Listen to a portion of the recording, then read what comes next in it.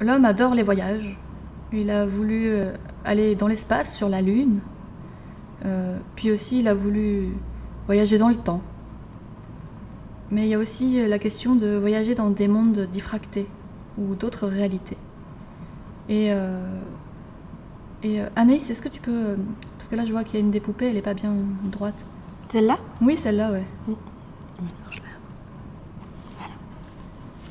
Et donc toi, tu t'intéresses au monde parallèle.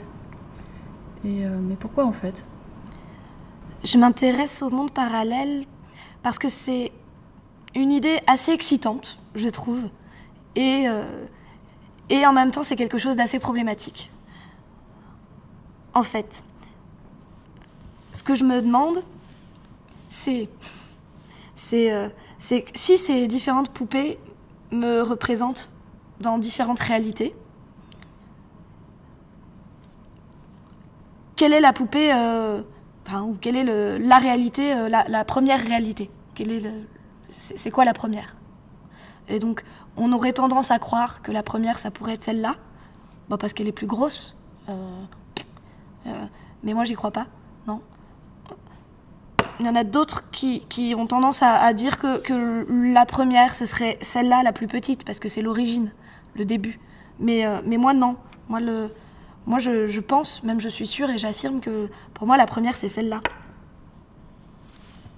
Jamais droite. C'est le noyau. C'est le milieu. Parce que pour moi, le début, c'est toujours au milieu. Donc, si ces différentes poupées me représentent dans différentes réalités, et donc, si ces réalités sont différentes, imaginons que dans cette réalité-ci, tout le monde parle avec des micros, ou que dans celle-là, l'Union soviétique aurait gagné la guerre froide, et du coup, tout le monde parlerait en russe. Par exemple, moi je peux vous parler russe, tout le monde parlerait Меня зовут Anaïs, как дела, очень хорошо, as-tu bien? Et que du coup, dans ces autres différentes réalités, il y aurait toujours des versions de moi-même, toujours un peu décalées de moi. Et bien du coup, si ces différentes versions de moi-même sont toutes aussi différentes, est-ce que c'est toujours moi?